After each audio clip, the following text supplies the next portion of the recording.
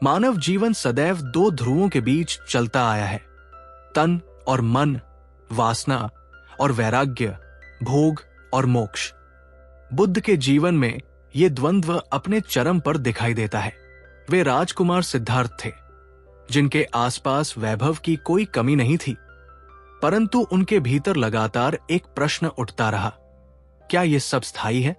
इसी प्रश्न ने उन्हें काम वासना के संसार से उठाकर ज्ञान के मार्ग पर चलाया। ये पुस्तक बुद्ध और काम वासना मनुष्य के उसी संघर्ष की कहानी है, जिसे बुद्ध ने न केवल जिया बल्कि पार भी किया। ये कोई धार्मिक ग्रंथ नहीं, बल्कि एक आत्मयात्रा का दर्पण है। इसमें यह समझने का प्रयास किया गया है कि बुद्ध ने काम वासना को न केवल त्यागा बल्कि समझा, और यही समझ उन्हें उस बोध तक ले गई जहां काम नष्ट नहीं होता बल्कि रूपांतरित होता है। इस ग्रंथ में हम ये देखेंगे कि उनके भीतर से एक मनुष्य कैसे बुद्ध बनता है, कैसे भीतर की आग बाहर की शांति बन जाती है। हर अध्याय इस यात्रा के एक अलग चरण को उजागर करता है, जहां काम वासना केवल देह की नहीं बल्कि मन और अस्तित्व की ऊर्जा बनती है। इस पुस्तक का उद्देश्य किसी मत या पंथ की स्थापना नहीं, बल्कि प्रश्न उठाना है। क्या काम वासना सचमुच बाधा है या मुक्ति की दिशा में पहला द्वार? इस पुस्तक को लिखते समय मैंने बुद्ध को किसी मिथक या दूरस्थ संत के रूप में नहीं, बल्कि एक सामान्य मनुष्य के रूप में देखा है, जो हमारे भीतर भी कहीं न कहीं जीवित है। जब सिद्धार्थ बाहर की सुंदरता से आकर्षित होते हैं, जब वे यशोधरा की आंखों में प्रेम देखते हैं, जब वे अपने बालक राहुल का चेहरा छोड़कर जाते हैं, तब वो हमारे अपने जीवन की ही झलक है। और जब वे बोधि वृक्ष के नीचे कामवासना के समस्त रूपों को देख समझ लेते हैं, तब वो भी हमारी ही संभावना है। पुस्तक के साथ अध्याय इसी यात्रा के 7 पड़ाव है। इसमें न नीति है न उपदेश, केवल अनुभव का प्रवाह है। इस ग्रंथ की भाषा सरल रखी गई है ताकि कोई भी व्यक्ति, चाहे वह दर्शन शास्त्र का विद्यार्थी हो या सामान्य पाठक, इसमें अपने जीवन की झलक पा सके। मेरा अपना विश्वास है कि बुद्ध का पथ कोई निषेध का मार्ग नहीं, बल्कि संयम और समझ का मार्ग है। काम वासना को देखकर, पहचानकर और रूपांतरित करके ही मनुष्य स्वतंत्र हो सकता है। इसलिए यह पुस्तक केवल बुद्ध की कथा नहीं, बल्कि हमारे भीतर के बुद्ध की खोज है। लेखक के रूप में मैंने इस विषय को भक्ति भाव से नहीं, बल्कि जिज्ञासा से देखा है। यही कारण है कि इस ग्रंथ का हर शब्द मनुष्यता की गहराई से उपजा है। इसमें प्रश्न है, उत्तर नहीं, यात्रा है, ठहराव नहीं। यदि ये लेखन पाठक के भीतर कोई एक प्रश्न भी जगा सके, तो ये प्रयास सफल होगा। अध्याय 1, जीवन की शुरुआत और कर्मबद्धता। बुद्ध का जीवन एक सामान्य राजकुमार के रूप में शुरू हुआ, जहां सुख सुविधाओं की कोई कमी नहीं थी। उन्होंने कौशल राज्य के महल में जन्म लिया, जहां भव्यता, आनंद और विलासिता हर कोने में थी। लेकिन उस भव्यता के बीच भी सिद्धार्थ के मन में एक खालीपन था, एक सवाल जो उन्हें लगातार परेशान करता था। उनकी आंखों के सामने हर समय काम वासना की छवि थी। वो काम वासना जो उन्हें और उनके आसपास के लोगों को बांधती थी, उनका ध्यान भटकाती थी। बचपन से ही उन्होंने देखा था कि काम वासना, चाहे वो भौतिक सुख हो या मानसिक इच्छाएं, लोगों को कैसे आकर्षित करती है और उनसे अलग करती है। वो स्वयं भी इस मोहजाल में फंसे हुए थे, पर उनके भीतर की समझ ने उन्हें ये प्रश्न करने पर मजबूर किया कि क्या ये काम वासना स्थायी है? क्या इससे परे कोई शांति भी संभव है? इस सवाल ने उनकी जिंदगी में एक नया मोड़ दिया। उन्होंने महल के बाहर की दुनिया देखी, जहां काम वासना के भयावह रूप भी थे। बुढ़ापा, बीमारी, मृत्यु। इन दृश्यों ने उनके मन में गहरा प्रभाव डाला। उन्होंने जाना कि काम वासना के पीछे जो खुशी का आभास है, वो अस्थायी है और असली शांति इससे कहीं दूर है। सिद्धार्थ का ये जागरण उनके जीवन की सबसे महत्वपूर्ण घटना थी, क्योंकि इसी ने उन्हें काम वासना के बंधन से मुक्त होने के लिए साधना के मार्ग पर चलने के लिए प्रेरित किया। उन्होंने समझा कि काम वासना न सिर्फ शरीर की जरूरत है, बल्कि मन की भी है, और इसी मन को समझना, नियंत्रित करना ही आध्यात्मिक उन्नति की कुंजी है। इस प्रकार कामवासना का सवाल केवल एक शारीरिक लालसा का मसला नहीं रहा, बल्कि ये आत्मा के संघर्ष का एक रूप बन गया। इस अध्याय में सिद्धार्थ के उस प्रारंभिक संघर्ष को दिखाया गया है जब वे कामवासना के मोहजाल से खुद को अलग करना सीख रहे थे। उनकी साधना का पहला चरण इस लालसा की पहचान से शुरू हुआ, जो धीरे धीरे संतोष और अंतर्मुखता में बदली।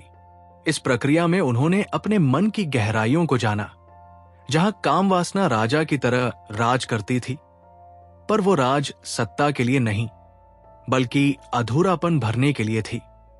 बुद्ध ने यह नहीं कहा कि कामवासना बुरी है, बल्कि ये समझा कि उसे सही तरीके से समझना और उसका सदुपयोग करना ही जीवन का सार है।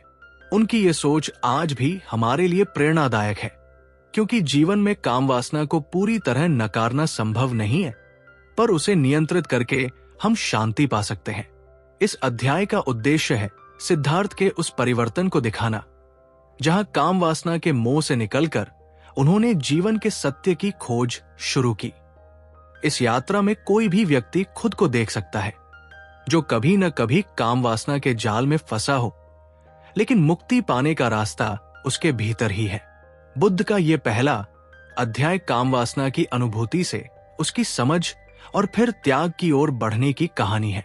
इसे पढ़ते हुए हर पाठक अपने मन की गहराइयों से जुड़ने का प्रयास करेगा, जहां कामवासना केवल एक बाधा नहीं, बल्कि सीखने और विकसित होने का माध्यम भी हो सकती है। ज्ञान की खोज में पहला कदम यही है, अपने भीतर की इच्छाओं को पहचानना और उन्हें समझना, न कि दबाना या त्याग देना। इसी रूप में बुद्ध ने कामवासना को देखा और वही दृष्टि उन्हें परम शांति तक ले गई। अध्याय 2, कामवासना की प्रथम अनुभूति। सिद्धार्थ जब महल की विशाल दीवारों से बाहर निकले तो एक नई और अनजानी दुनिया से उनका सामना हुआ। वे जिस जीवन में पले बढ़े थे वो भव्य तो था, पर असली जीवन की जड़ता से दूर था। बाहर की दुनिया उन्होंने देखा जहां कामवासना के स्वरूप भिन्न भिन्न थे, जो मनुष्य के मन, शरीर और आत्मा को उलझा रहे थे। कामवासना केवल शारीरिक इच्छाओं का नाम नहीं, बल्कि उस लालसा का नाम था जो मनुष्य के हर कर्म को प्रभावित करती है। उन्होंने देखा कि ये इच्छाएं अनगिनत रूपों में प्रकट होती है। किसी के लिए ये धन की लालसा है, किसी के लिए यश की चाह, किसी के लिए प्रेम या मान सम्मान की अभिलाषा। इन काम वासनाओं से मनुष्य इतना बंध जाता है कि वे उसकी सोच, व्यवहार और अंततः भाग्य को भी नियंत्रित करने लगती है। सिद्धार्थ ने महसूस किया कि काम वासना की जड़ केवल बाहरी सुखों में नहीं, बल्कि मन की गहराइयों में छुपी होती है, जो न खत्म होने वाली लालसाओं का कारण बनती है। उन्होंने देखा कि जब भी कोई इच्छा पूरी होती है, उसके पश्चात नई अपेक्षाएं जन्म लेती है, जो इस संसार के दुख दर्द के चक्र को चलाती है। इस चक्र से बाहर निकलना कोई आसान कार्य नहीं। सिद्धार्थ ने यह प्रश्न मन में उठाया कि क्या काम वासना को पूर्णतः त्यागा जा सकता है, या उसे समझकर उससे मुक्त होना बेहतर है। इसी प्रश्न ने उन्हें अपने आत्मा के अंदर झांकने की ओर प्रेरित किया। उनका यह भी अनुभव था कि काम वासना का विरोध अंधे रूप में करना या उसे दबाना उसकी शक्ति को और बढ़ा सकता है। इसलिए उन्होंने अपने मन के भीतर गहन साधना का मार्ग चुना, जहां उन्होंने काम वासना को न केवल स्पष्टता से देखा, बल्कि उसकी प्रकृति को समझने की कोशिश की। सिद्धार्थ की यह पहली अनुभूति आत्मसमझ और आध्यात्मिक चेतना की शुरुआत थी। इस अनुभूति ने उनके जीवन को दो हिस्सों में विभाजित किया। पहला वह जीवन जिसमें काम वासना उन्हें नियंत्रित करती थी, और दूसरा वह जीवन जिसमें वे उस काम वासना को समझकर उससे ऊपर उठने की शिक्षा पा सकते थे। उन्होंने महल की सुख शांति छोड़ी, किंतु अपने भीतर संघर्षों और इच्छाओं का सामना किया। इस संघर्ष में अनेक बार उन्हें लगे कि शायद काम वासना की पकड़ छोड़ना संभव नहीं होगा, परंतु उनका संकल्प अडिग था। उन्होंने जाना कि काम वासना के बंधन केवल शारीरिक नहीं, बल्कि मानसिक और आध्यात्मिक भी है। इस अध्याय में इस प्रथम अनुभूति की गहराई का वर्णन है, जिसमें सिद्धार्थ का मन काम वासना की तीव्रता को समझता है, पर साथ ही उसमें उससे मुक्ति की तमन्ना भी जागती है। ये अध्याय काम वासना के विभिन्न रूपों और उनके प्रभाव को इतना स्पष्ट करता है कि कोई भी पाठक इसे पढ़कर स्वयं की इच्छाओं का अनुशीलन कर सकता है। आज जब मनुष्य अनगिनत वासनाओं से जूझ रहा है, तब सिद्धार्थ की ये प्रथम अनुभूति हमारे लिए एक मार्गदर्शक बनती है, जो बताती है कि काम वासना को देखना और समझना आध्यात्मिक यात्रा का पहला महत्वपूर्ण कदम है। इस अनुभूति ने उन्हें उनके जीवन और दर्शन के क्षेत्र में एक नई दिशा प्रदान की, जो आगे चलकर संपूर्ण मानवता के लिए उपकारक सिद्ध हुई। अध्याय 3, तपस्या और संयम का संघर्ष। सिद्धार्थ के जीवन में एक ऐसा मोड़ आया जब उन्होंने काम वासना और सांसारिक इच्छाओं से मुक्ति पाने के लिए तपस्या और संयम की कड़ी साधना का मार्ग चुना। महल की सुरम्य सुख शांति को छोड़कर उन्होंने अपने शरीर और मन दोनों को नियंत्रित करने का कठिन निर्णय लिया। उन्होंने देखा कि मनुष्य की काम वासना उसकी सबसे बड़ी सीमा है, जो न केवल शरीर को बल्कि आत्मा को भी बांधती है। इसी समझ के साथ उन्होंने कठोर तपस्या और संयम की शुरुआत की। प्रारंभ में सिद्धार्थ ने खुद को कठोर अनुशासन में बांधते हुए भोजन को त्याग दिया। साधना के दौरान अत्यंत कठिन शारीरिक और मानसिक अभ्यास किए।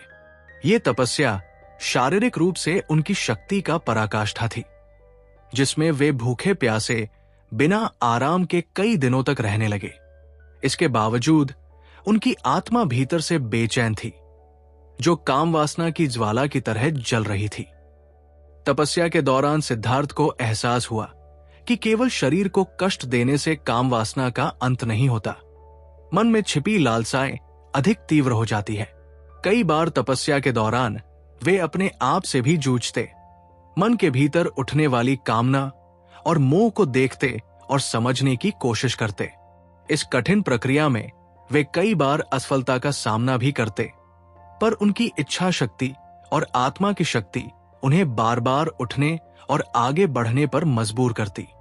धीरे धीरे उन्होंने महसूस किया कि संयम का मूल उद्देश्य न केवल इच्छाओं को दबाना है, बल्कि उन्हें समझना, नियंत्रित करना और उनकी ऊर्जा को सही दिशा में मोड़ना भी है।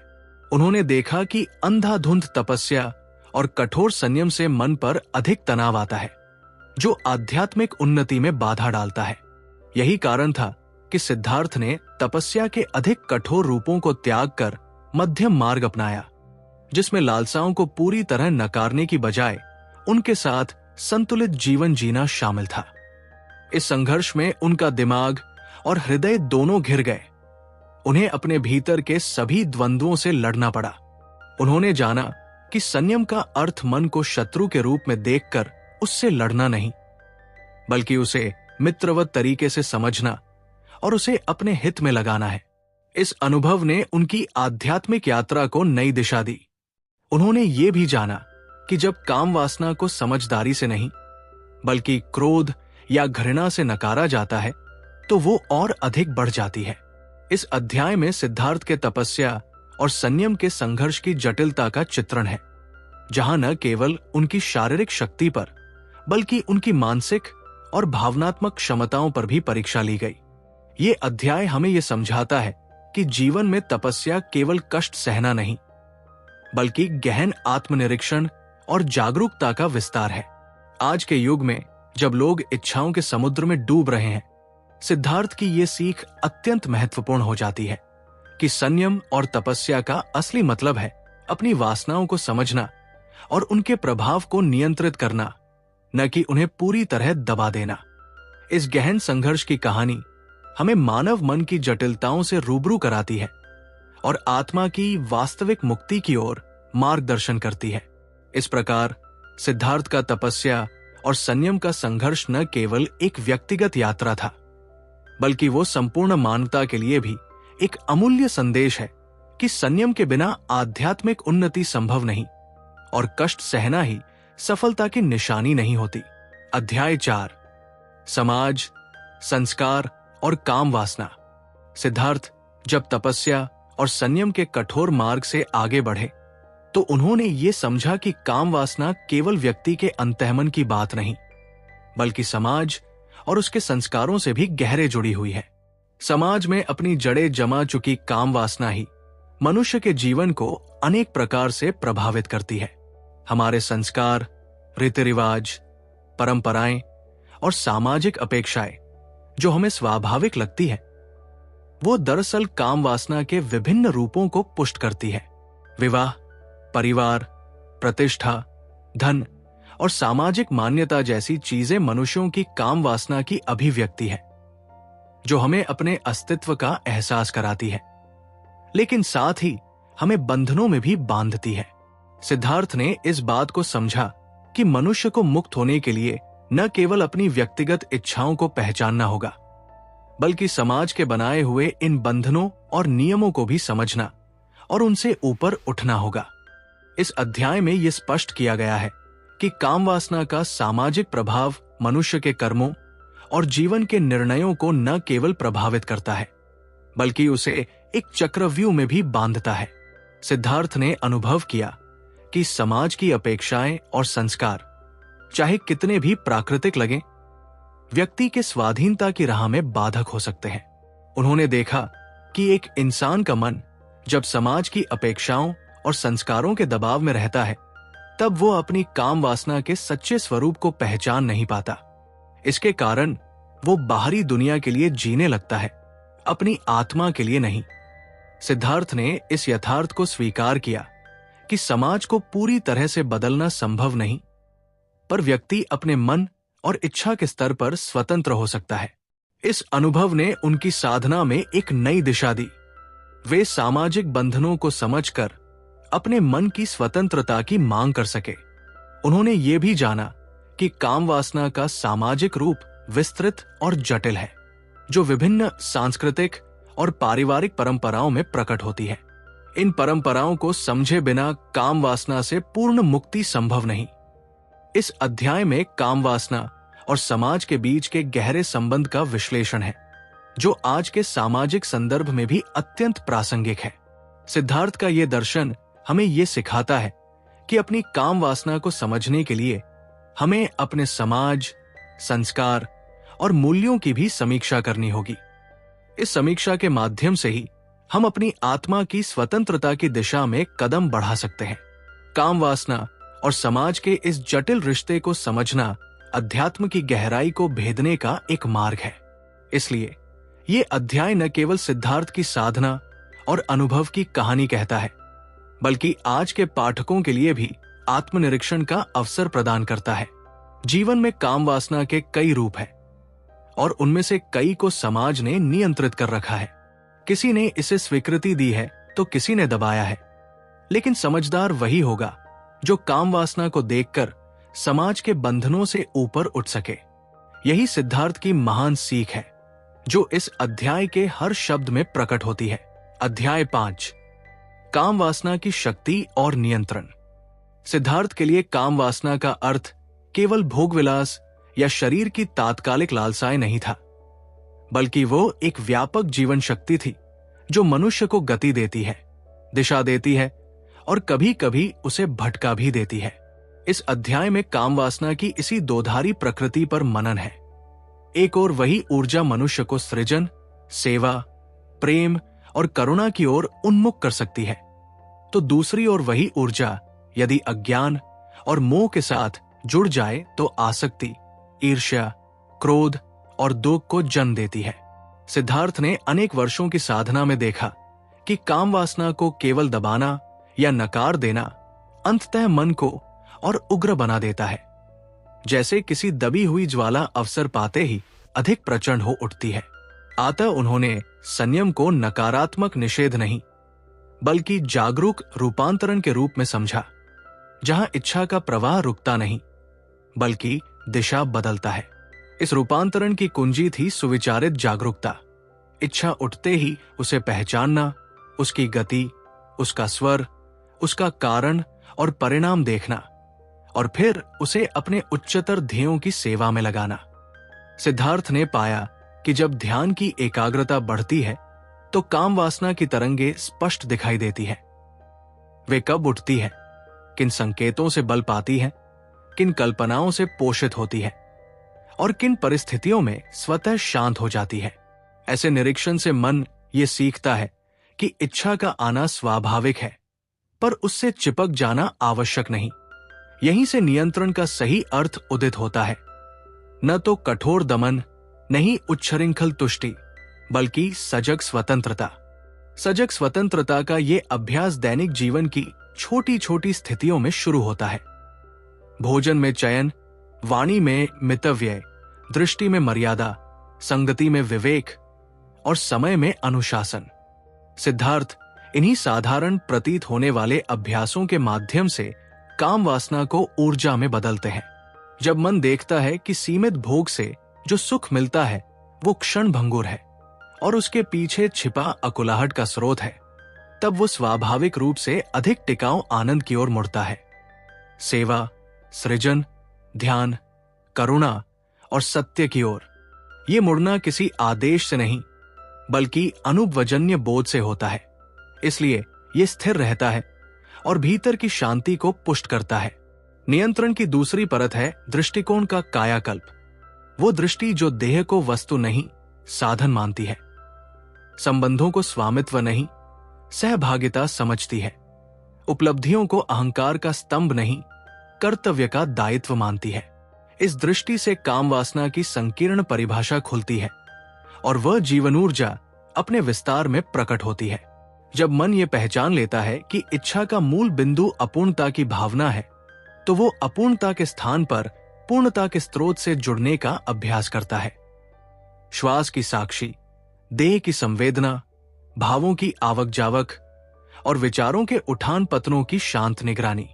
इस सतत साक्षी भाव में काम वासना का आवेग खोखला पड़ता है और उसकी कच्ची शक्ति परिष्कृत तेजस में बदलने लगती है। सिद्धार्थ बताते हैं कि संयम का सार समय पर विराम और समय पर प्रवाह है। जहां रुकना आवश्यक हो वहां रुकना, जहां देना हितकर हो वहां देना, जहां प्रेम मर्यादा के साथ खिले वहां खिला देना और जहां आकर्षण बुद्धि को ढकने लगे वहां स्पष्टता की लौ जगा देना। इस संतुलन की साधना में चूकें होती है। कभी मन कठोरता की ओर भागता है, कभी शिथिलता की ओर, पर हर चूक सीख बनकर लौटती है यदि उसे ईमानदारी से देखा जाए। अंततः सिद्धार्थ का निष्कर्ष यही है कि काम वासना शत्रु नहीं, अनगढ़ सामर्थ्य है। उसका शोधन ध्यान, विवेक, करुणा और अनुशासन के सहअभ्यास से होता है। जब इच्छा अर्थ और मर्यादा के साथ जुड़ती है तो वही शक्ति जीवन को दीप्त करती है, संबंधों को गरिमा देती है और साधक को भीतर की निर्भीक शांति तक पहुंचा देती है। जहां नियंत्रण प्रयास नहीं, स्वभाव बन जाता है और आनंद उपभोग नहीं, प्रसाद की तरह बरसता है। अध्याय 6, मोह, लगाव और आध्यात्मिक जागरूकता। मनुष्य जीवन में जिस सबसे बड़ा बंधन होता है वो मोह और लगाव का होता है। काम वासना तो बाहरी और तात्कालिक इच्छाओं का रूप है, किंतु मोह गहरा और अधिक जटिल होता है। ये मनुष्य को न केवल बाहरी वस्तुओं और लोगों से जोड़ता है, बल्कि उसकी आत्मा को भी बांधता है। मोह एक ऐसी शक्ति है जो व्यक्ति की चेतना को संकीर्ण कर देती है, उसे अपने तथा संसार के बीच की वास्तविक दूरी और भेद समझ में नहीं आने देती। इसके कारण मनुष्य भ्रमित हो जाता है और द्वंद्व में फंस जाता है। सिद्धार्थ ने अपने जीवन के गहन अनुभवों से ये जाना कि मोह केवल काम वासना का विस्तार नहीं, बल्कि उसकी गहरी जड़ है। मोह जब लगाव के रूप में प्रकट होता है तब वो मनुष्य को अंधा कर देता है, जिससे वह अपने जीवन के असली उद्देश्य से भटक जाता है। ये लगाव वस्तुओं, संबंधों, विचारों और यहां तक कि अपनी पहचान से भी हो सकता है। मोह में व्यक्ति को अपने आप को खोने का डर रहता है, इसलिए वो ज्यों का त्यों उसी वस्तु या स्थान के लिए बंधा रहता है। इसी कारण से व्यक्ति का मन स्थिर नहीं रहता और उसे शांति नहीं मिलती। सिद्धार्थ ने यह भी बताया कि मोह केवल बंधन नहीं, बल्कि चेतना के विस्तार और मौलिक जागरूकता की अनुपस्थिति है। जब मन पूरी तरह जागरूक होता है तभी वो मोह से ऊपर उठ सकता है। इसी जागरूकता से व्यक्ति अपने मन के स्वभाव को पहचानता है, उसका निरीक्षण करता है और उसे नियंत्रित कर पाता है। मोह के इस बंधन से मुक्ति पाने के लिए मानसिक शांति और ध्यान की आवश्यकता होती है। साधना का मुख्य उद्देश्य यही है कि व्यक्ति को अपने मन पर पूर्ण नियंत्रण मिल सके और वह अपने भीतर की वास्तविक शांति को पहचाने। इस प्रकार मोक्ष का पथ मोह से ऊपर उठने से होकर गुजरता है। मोह और लगाव के प्रति बुद्ध का दृष्टिकोण नकारात्मक तो था, लेकिन उसने व्यक्ति के विकास की संभावना के द्वार भी खोले। उन्होंने कहा कि मोह का सामना करते हुए व्यक्ति को अपने भीतर की शक्तियों को जागृत करना चाहिए और संयम के साथ उस पर विजय प्राप्त करनी चाहिए। आज के समय में जब मनुष्य भौतिकता और भावनात्मक उलझनों में फंसा हुआ है, तब ये अध्याय हमें बताता है कि मोह से लड़ने का सही उपाय है पूर्ण जागरूकता, धैर्य और संयम। इसके माध्यम से ही हम जीवन के असली सुख और शांति को प्राप्त कर सकते हैं। इस अध्याय में मोह और लगाव की मानसिक जटिलताओं एवं आध्यात्मिक समाधान को सरल भाषा में समझाया गया है, जो सभी के लिए उपयोगी और प्रेरणादायक है। ये पाठक को ये समझने में सहायक होता है कि आत्मा की स्वतंत्रता और शांति प्राप्त करने के लिए मोह और लगाव से ऊपर उठना कितना आवश्यक है। सिद्धार्थ की ये शिक्षा आज भी युगों बाद मानवीय जीवन में लागू होती है और हमें आंतरिक स्वतंत्रता की ओर ले जाती है। अध्याय 7, मुक्ति का मार्ग और शांति। सिद्धार्थ की साधना का अंतिम चरण मुक्ति की प्राप्ति और संपूर्ण शांति के अनुभव से जुड़ा था। उन्होंने ये जाना कि काम वासना और मोह से ऊपर उठकर ही आत्मा को शाश्वत आनंद और शांति मिल सकती है। इस अध्याय में उनके बोधि प्राप्ति के अनुभव और उसके पश्चात उनके द्वारा व्याप्त आध्यात्मिक प्रकाश का विस्तार से वर्णन है। मुक्ति का मार्ग केवल काम वासना का त्याग या मोह का समाप्त होना नहीं है, बल्कि ये एक ऐसी अवस्था है जिसमें व्यक्ति सभी इच्छाओं और बाधाओं से परे जाकर अपने स्वाभाविक स्वरूप में जीता है। सिद्धार्थ ने दिखाया कि इस स्थिति तक पहुंचने के लिए मध्यम मार्ग अपनाना अत्यंत आवश्यक है, जो न अति कठोर तपस्या है, न ही वासना का पूर्ण दमन, बल्कि समझदारी और सहिष्णुता का संयोजन है। उन्होंने अपने जीवन के अनुभवों से यह साबित किया कि जब मनुष्य काम वासना को नकारने की बजाय उसे समझकर संयमित करता है, तब वो शांति प्राप्त कर सकता है। मुक्ति की इस अवस्था में व्यक्ति न केवल अपने भीतर की शांति का अनुभव करता है, बल्कि वो संपूर्ण संसार के प्रति करुणा और प्रेम का भाव भी विकसित करता है। बुद्ध के अनुसार यही सही मोक्ष है, जो आत्मा की सर्वोच्च स्वतंत्रता की पहचान है। इस अध्याय में यह भी वर्णित है कि मुक्ति का पथ एकल प्रयास नहीं, बल्कि निरंतर अभ्यास, जागरूकता और अनुभव का परिणाम है। साधक को अनेक बार पुनः प्रयास करना पड़ता है, बार बार अंतर्मुखी होना पड़ता है, तब जाकर वो काम वासना और मोह के बंधनों से मुक्त हो पाता है। मुक्ति की इस अवस्था में काम वासना की ऊर्जा पूरी तरह से रूपांतरित हो जाती है और वो अब बंधन नहीं, बल्कि जीवन की दिव्यता बन जाती है। ये अध्याय न केवल सिद्धार्थ के जीवन के अंतिम चरण की कहानी कहता है, बल्कि पाठक को भी ये सिखाता है कि कर्मों, इच्छाओं और मोह से ऊपर उठना संभव है, यदि व्यक्ति सही मार्ग और साधना अपनाए। बुद्ध ने जितना ज्ञान प्राप्त किया, उसने मानवता को ये उपहार दिया कि मुक्ति का मार्ग कठिन जरूर है, पर असंभव नहीं। ये मार्ग शांति और प्रकाश की ओर ले जाता है, जो हर मानव का अंतिम लक्ष्य होना चाहिए। इस अध्याय के माध्यम से हम समझ पाते हैं कि काम वासना और मोह की सीमाओं को पार करके ही मानव जीवन का असली सार समझा जा सकता है। अंत में ये अध्याय हमें आध्यात्मिक जागरूकता, संयम तथा प्रेम के साथ जीवन जीने की प्रेरणा देता है। ये बताता है कि काम वासना का त्याग नहीं, बल्कि उसका रूपांतरण ही मुक्ति की कुंजी है। मुक्ति के इस अंतिम चरण में व्यक्ति का मन निर्मल, स्पष्ट और अनंत होता है, जहां काम वासना नष्ट न होकर परिष्कृत और विशुद्ध हो जाती है। यही बुद्ध का अंतिम संदेश है, जो आज भी हमारी आंतरिक शांति की खोज में मार्गदर्शक साबित होता है।